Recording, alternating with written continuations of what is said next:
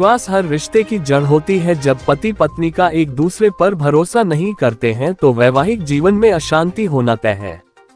इसीलिए पति पत्नी को एक दूसरे को हर बात बताना चाहिए ताकि दोनों के बीच भरोसा बना रहे। विश्वास का महत्व समझाने के लिए श्रीमद् भागवत में शिव सती का प्रसंग बताया गया है। श्रीमद् भागवत के चतुर्थ स्कंध में शिव और सती का प्रसंग है। मानस के अनुसार शिव और सती अगस्त ऋषि के आश्रम में रामकथा सुनने गए। सती को ये थोड़ा अजीब लगा कि श्री राम शिव के आराध्य देव हैं। सती का ध्यान कथा में नहीं रहा और वह ये सोचती रही कि शिव जो तीनों लोकों के स्वामी हैं, वे श्री राम की कथा सुनने के लिए क्यों आए हैं। कथा समाप्त हुई और शिव सती वापस कैलाश पर्वत लौटने लगे। उस समय रावण ने सीता का हरण किया था और श्री राम सीता की खोज में भटक रहे थे। सती को ये देखकर आश्चर्य हुआ कि शिव, जिसे अपना आराध्य देव कहते हैं, वह एक स्त्री के वियोग में साधारण इंसान की तरह रो रहा है। सती ने शिव जी के सामने ये बात कही तो शिव ने समझाया कि यह सब श्री राम की लीला है, भ्रम में मत पड़ो। लेकिन सती नहीं मानी और शिव जी की बात पर विश्वास नहीं किया। सती ने श्री राम की परीक्षा लेने की बात कही तो शिव जी ने रोका, लेकिन सती पर शिव जी की बात का कोई असर नहीं हुआ। सती सीता जी का रूप धारण करके श्री राम के सामने पहुंच गईं। श्री राम ने सीता के रूप में सती को पहचान लिया और पूछा कि हे माता, आप अकेली इस घने जंगल में क्या कर रही हैं? शिव जी कहाँ हैं? जब श्री राम ने सती को पहचान लिया तो वे डर गईं और चुपचाप शिव के पास लौट आईं। शिव जी ने किया था माता सती का त्याग, शास्त्री जी ने कहा। जब शिव जी ने सती से पूछा कि वो कहाँ गई थी तो वह कुछ जवाब न दे सकी, लेकिन शिव सब समझ गए थे कि जिन श्री राम को वे अपना आराध्य देव मानते हैं, सती ने उनकी पत्नी का रूप धारण करके उनकी परीक्षा लेकर उनका अनादर किया है। इस कारण शिव जी ने मन ही मन सती का त्याग कर दिया। सती भी ये बात समझ गई और दक्ष के यज्ञ में जाकर आत्मदाह कर लिया। पूज्य ओम प्रकाश शास्त्री जी ने कहा कि इस प्रसंग से विश्वास के महत्व को समझा जा सकता है। कई बार पत्नियां पति की और पति पत्नी की बात पर विश्वास नहीं करते। इसका नतीजा ये होता है कि रिश्ते में बिखराव आ जाता है। पति के नाम से कोई भाग नहीं है, ये यज्ञ यहाँ दिखलावा हो रहा है। भृगु जी पे देखा, इन्होंने भी कुछ बात नहीं की। उषा जी से पूछा, किसी ने कोई बात नहीं की। यहाँ की अग्नि देवता, वरुणादि देवता सब जो है दक्ष प्रजापति के ही सब बस में है। जैसे दक्ष प्रजापति कहेंगे वैसे ही ये सब कर रहे हैं। और सती को किसी ने भी वहां पर नहीं पूछा। और जब मां सती को किसी ने नहीं पूछा महाराज, तब जाकर के मां सती कहती है कि अगर मैं वापस चली जाती हूँ तो मुझे क्या कहेंगे मेरे पति कि हे दक्षाणायणी, हे दक्ष की पुत्री, तुम्हारे पिता का यज्ञ कैसा चल रहा है, उस समय में क्या जवाब दूंगी। और मेरे पति कहेंगे कि बिना निमंत्रण की तो गई। इसलिए सती ने अपने में मन बना लिया कि मैं इस शरीर को जीवित नहीं रखूंगी और इस यज्ञ को भी विध्वंस कर दूंगी। और सती ने अपने मन में यही बात ठान ली। पूरे यज्ञ कुंड का फिर निरीक्षण करते करते और यज्ञ कुंड के पास पहुंच जाती है।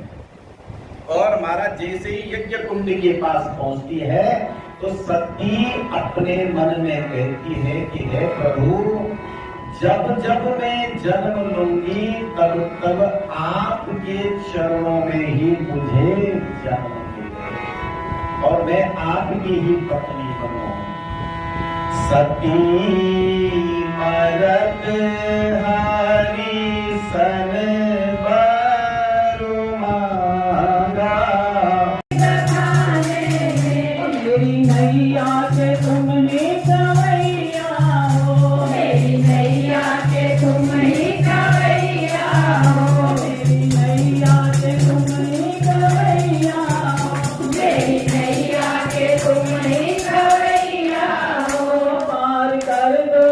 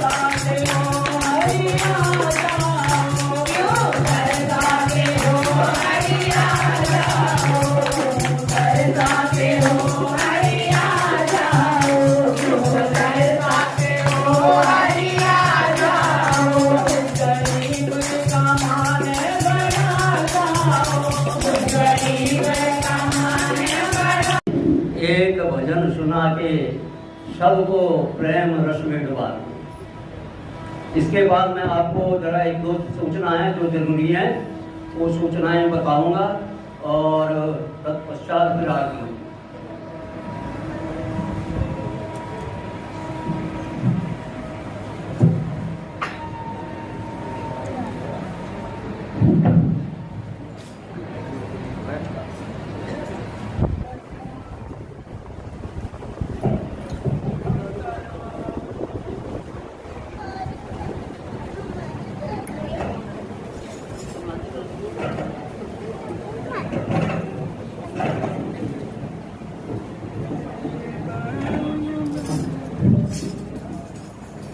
बोल मेरे श्याम सुंदर भगवान की, गुरु जी को करिए वंदना, भाव से बारंबार नाम सुनो कासे किया, जिसने भव से पार सच्चे संत की शरण में